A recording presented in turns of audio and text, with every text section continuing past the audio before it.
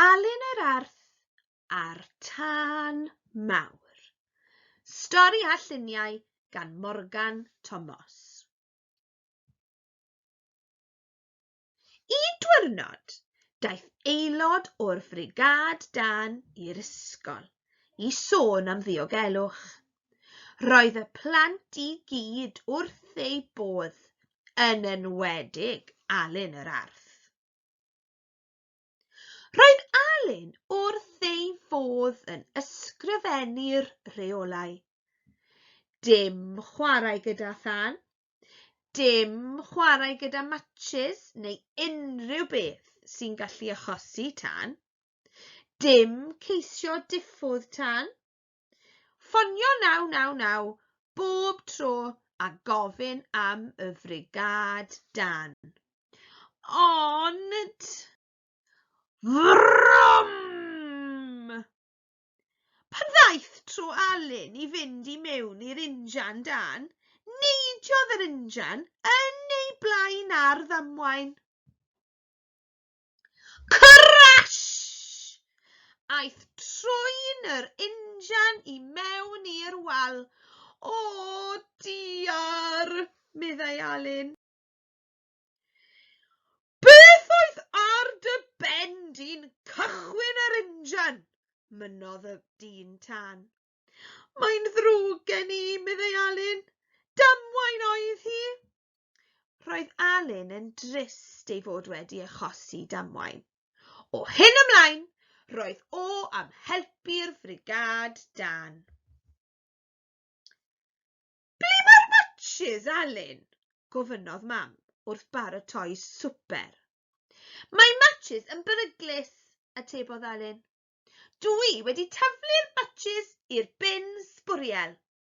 Be? Bloeddodd Dad.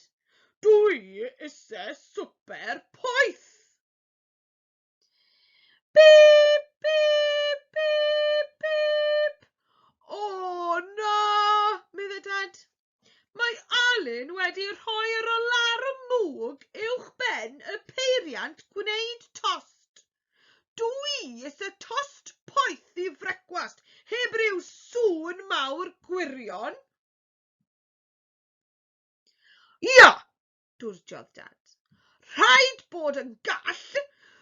Dwi am fynd i'r ardd i wneud barbecue a dydw i ddim eisiau unrhyw hen lol gen ti.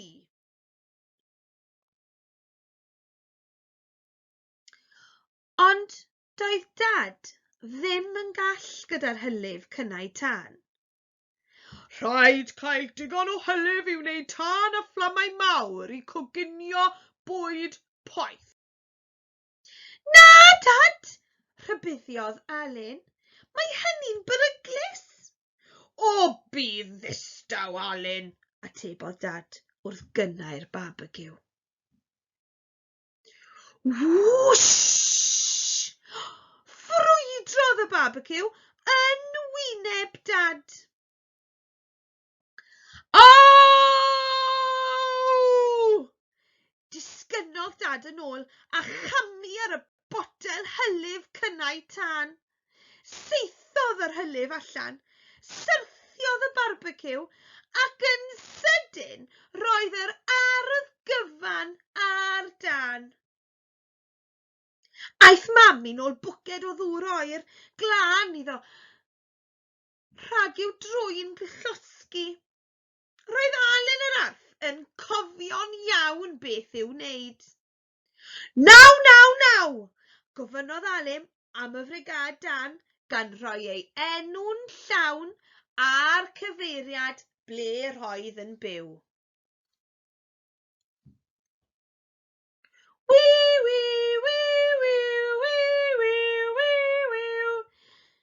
Cyrhaeddodd y frigad Dan ar frys ac ymhen dim roedd Owain, Huw a Bethan wedi diffodd y tân mawr yn yr ardd.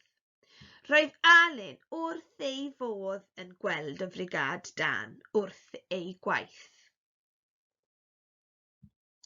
Mae Alun yr Arth yn fachgen call iawn, meddai Owain y dyn tân. Roedd Alun yn falch o gael clod, ond oedd yn drist iawn o weld Dad yn wedi brifo. Oes rhywun eisiau bwyd? Gofynnodd Mam. Na, dim diolch, meddai pawb.